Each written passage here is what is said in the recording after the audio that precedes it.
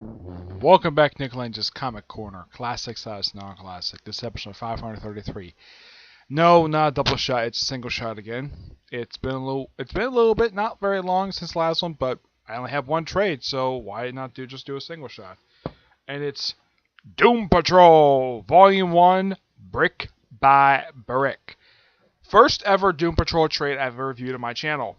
Yep, and this one is from the Young Animal imprint. Now, when I originally heard that this series was coming back, I was so happy because I love these characters. These are fantastic characters.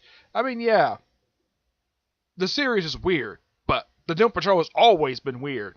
It's been weird since Arnold Troy created these characters back in the 1960s. Now, this run, now from what I know about the writer of the book, Gerald Way, he's a huge, he loves the Doom Patrol, so it's great the fact that this is actually the first book they release under the current imprint. And it is part of DC Universe, but it's loosely connected to it, but it is part of it. But the events outside of what happened in Young Animal doesn't really affect the books very much, but they are in DC Universe. Yep, and this book collects the first 6 issues of Volume 6. Though here's the thing about this volume. They've only officially released 10 issues so far, and the series started almost 2 years ago. The reason for this is because the writer is busy with a band called Chemical Romance, so the series is going through some delays. I think the delays started like after issue 5, like right after this. I think when he finally finished his arc, that's when the delays started. It's like right after the first 6 issues. Yeah, that's when the books started getting delayed. Now the artwork. Now the artist of the book is Nick Darrington with Tom Fowler. Yep. And I'm glad the fact that this trade does say Doom Patrol created by Arnold Drake. Because yes, he did create Doom Patrol, and I'm very happy they acknowledge the fact he created them. Because it seems like half the time DC just doesn't really care to acknowledge which creator created which characters. The only ones I can think of to get this off the top of my head are Batman, Superman, Wonder Woman. I know Hawkman gets it for he got for his trades. Let's see. I know that Harley Quinn gets it. Deathstroke. Nightwing, well, basically Nightwing created by, well, Marvel and George Perez basically created the identity of Nightwing, not the actual character himself. That was created by Bob Kane, Bill Finger.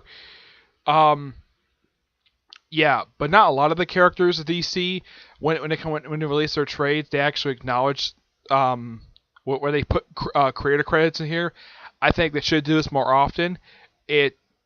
DC just doesn't do it very often, but they should do more often. Now, pretty much now, the lineup for this book is actually quite interesting. The lineup is, well, a couple new characters. This new character here, the one with the red hair, her name is Casey Brinky. New character. Sam Reynolds, who's a partner, she's an EMT.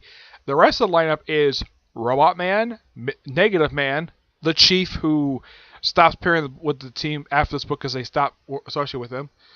Let's see. You also have Flex Metallo. He's the big guy. He's a Grant Morrison character. He made his first appearance in Grant Morrison's run. He's a really interesting character. He did have his own miniseries, but it's set in the universe. It's Vertigo. That's simply the way it is. They also have references to Danny the Brick, who actually was part of Doom Patrol. Yep. Though, I do like the fact that Gerard Way brought back these characters again. Now, last time these characters physically appeared in DC Comics was actually during Jeff Johns' Justice League run. Though, for some reason, that version has been retconned out of existence. And they do acknowledge in the credits here, they do acknowledge the what happened Legends of Tomorrow. That is still officially canon with the biography of certain characters like Robot Man. Yeah, like his team up with the Metal Men from Legends of Tomorrow number 4. Yeah, they do acknowledge that. And they do keep in here the fact that the Chief basically is responsible for the accidents that turn these characters into where they are.